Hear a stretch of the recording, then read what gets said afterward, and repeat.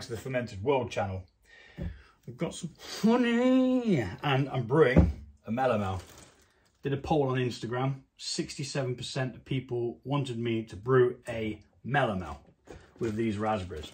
I haven't done a raspberry melomel yet, so I'm quite excited for this. I think it's going to be absolutely lovely.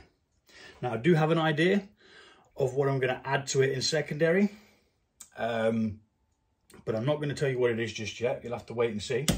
So I've heated up my honey. I have got about a litre. I didn't measure it because I'm rushing to get stuff finished before the end of the day. I've got my pectolase, which I use now all the time with fruits, and I have got yeast nutrients. So first of all, the heated honey is going into the hot water. Why do I heat my honey, you may ask? Because it makes it run out like that. So easy. So easy. And yeah, it just makes the process that little bit quicker as well. So this is 1,440 grams of honey, just because these come in the 720s. And yeah, that'll be that. I'm going to get a bit of hot water to wash them out with, and then we are going to mix it in. Shaky, shaky. Well, watch out, because it's hot. Always kind of give it a pop. You do not want boiling hot honey water all over you. I can imagine that would be worse than just boiling hot water, because then you'd smell nice whilst burning. Just think about that. Yeah, the mind is a very strange place. Right, get rid of that nice and quietly.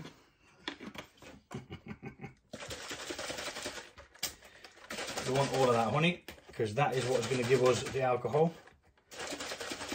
Now, I'm not sure whether with this I'm going to have to let it go like pretty much totally dry to be able to taste the tartness of the raspberries, because I really do want the tartness, but I don't mind a bit of residual sugar. So let's quickly mix that in. It won't take long because the water's hot and the honey's warm. The honey was only sat in something hot for 5 minutes. Boiling hot water that was, 5 minutes.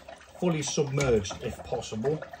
And it just comes out like water. It just makes so much more quicker. It saves you fanning around later on, hours trying to drip it out. And it doesn't harm the honey for a short period of time. Now some honeys, some raw honeys, like from a beekeeper, actually I've learnt from a meadery called Lancashire Mead Company, I think it is. Check them out, man. They do some really good meads. And I was talking to the lady from that, or whoever it is, might not be the lady, but whoever deals with their Instagram, and they actually said that honey actually harbours natural yeasts, sorry, wild yeasts. So one day I'm going to do a wild fermentation as well, which is going to be sweet. It's really interesting to think that you could do that. So I'm going to put it into a pitcher instead of a demijohn, because I want to be able to know how much I've got once I have included the raspberries, because it's all going to add to the volume. So 1 litre of water, about the same of honey, I think, roughly. That's mixed in. So what we're going to do now is we can tip the honey water, or the must as it is called, into there. Although there's something on there that I don't want in there, which isn't good. So lovely golden honey water into there. Drip, drip, drip, drip, drip, drip, drip, drip, drip. And you could even add a bit of cold water into that to make sure you get all of that honey residue in there, because let's face it, we don't want to waste it. Why would you waste such a wonderful thing? Right, we don't need that anymore, so that can go over there. And now we're going to add the strawberries, actually raspberries. No, we're not. We're going to add the pectolase, is what we're going to add.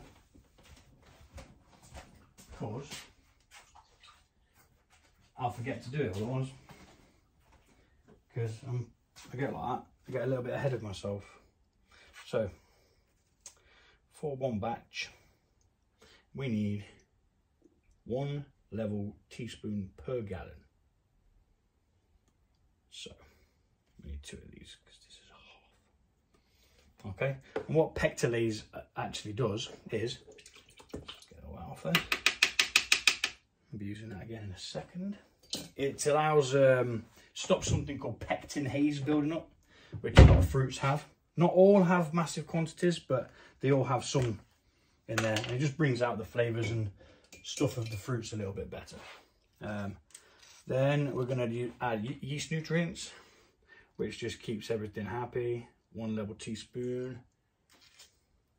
Always follow the instructions, unless you know for a fact that what you're doing is okay. As well, I don't, so I don't really mess with these. I put in the correct quantities and stuff like that. And let's now add the raspberries.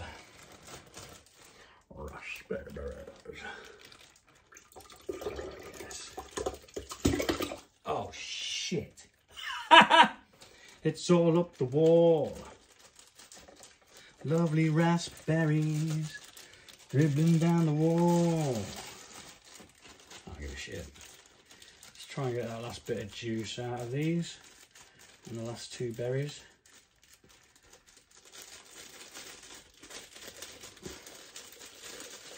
Yeah, I keep thinking about this wild fermentation. I think it's going to be awesome. Can't actually wait. Now I'm going to wash this out, sanitize it and use it again because it's perfectly fine for that. Right, now I'm going to give all this a whirl. We will be topping this up with water, but I'm using, for first time ever, spring water, or mineral water, sorry. Yes, natural mineral water. Mainly because I keep a store of this for just in case, for whatever reason, we get a burst pipe and we've got no water. Yeah, it's good to have in, and this one's coming towards its end in November, so I want to use it while it's still good. And we're taking this opportunity to beat in some air. I'm just hoping now that none of not a full raspberry's gone down there, otherwise it's going to be fruit flies galore. I need to decorate in here anyway, it is on the cards. Right, so nothing else is going in there per se, apart from yeast. So we can take that out temporarily and we can add some water. And I'm also going to do something cool with this bottle once the water's finished. So we're going to go up to 4,500 millilitres, so 4.5 litres. Just like that. Now, one person asked me a really interesting question. Said, can we use rainwater or would it have nasties in? Now, I had a bit of a chat with them about it, and I said normally rainwater would harbour bacteria and stuff that you probably don't really want to drink. But then he said he lived on a farm, and he asked, well, he said that I said, well, is it filtered in any way, or you know, do you drink it? And he says, oh yeah, we drink it. I says, if you drink it, it's good enough. If it's good enough to drink, it's good enough to make mead with, and that is pretty much the rule.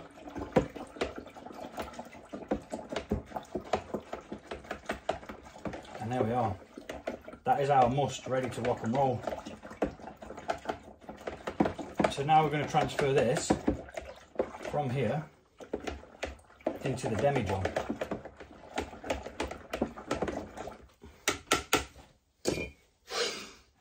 Like so. Now I have got a funnel, which I think I'm going to use just because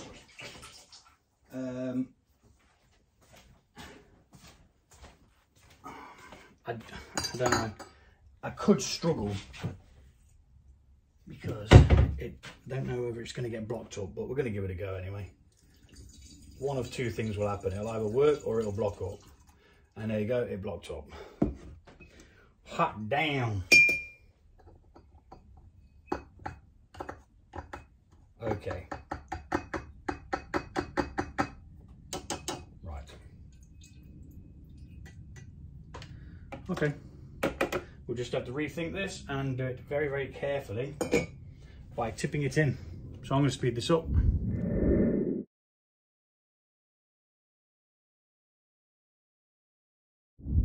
So now at this point we take a hydrometer reading. Get in there. Try and go as far down as possible to dodge the fruit, if you can. If you can't, don't worry about it. Now I could actually add some more liquid to this, but I'm not going to, because I've learnt with fruits, when you put them in like this without a bag of rope, they tend to like to rise to the top and come spurting out of your flipping airlock if you're a bit too greedy.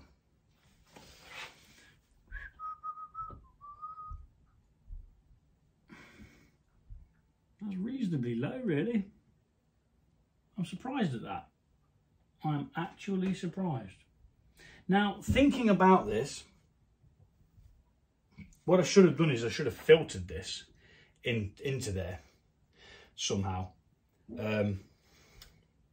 so they didn't have all the seeds and stuff in. But you live and learn.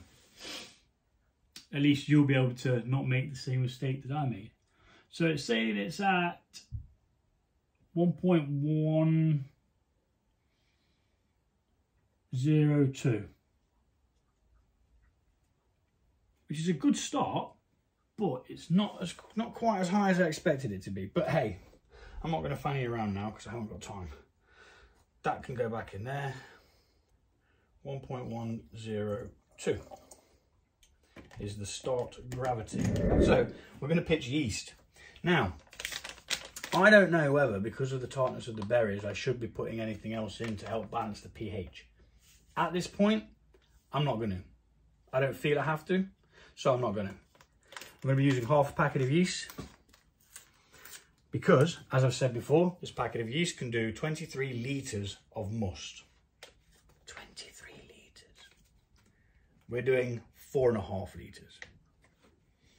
So, actually, let's check the temperature. The temperature's actually over what it needs to be, so I'm going to seal the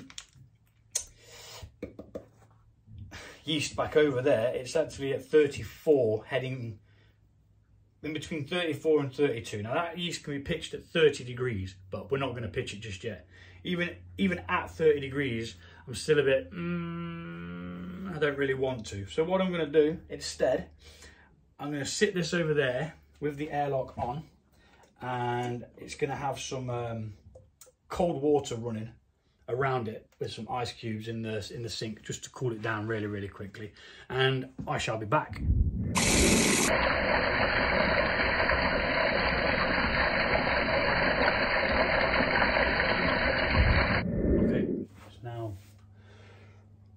Probably about 30 to 40 minutes later. It's been in the sink running with cold water passing around it. Had some ice cubes in there, but they just melted straight away. So I did what I could as quick as I could.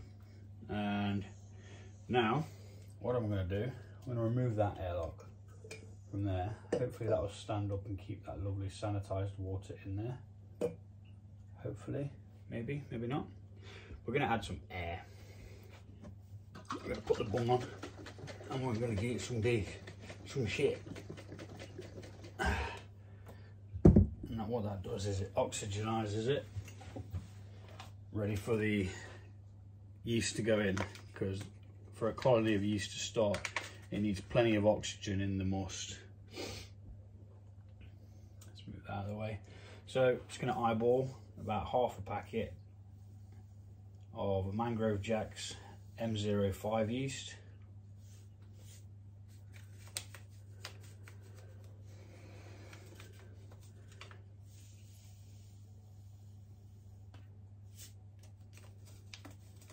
Yeah, that'll do. And I'm going to seal that up in a second. In fact, no, I'll do it right now. with a lamb band. And put that back in the fridge, keeping it nice and fresh. Oops, I broke that. Right, so instead of fighting around with that, I'm just going to crack on now. So now with the rubber bung again, because my stirring stick is no longer sanitary, because it's been in a thing. So first of all, I'm just going to give it a circular motion, just to wet it all, really. And then we'll give it some sugar.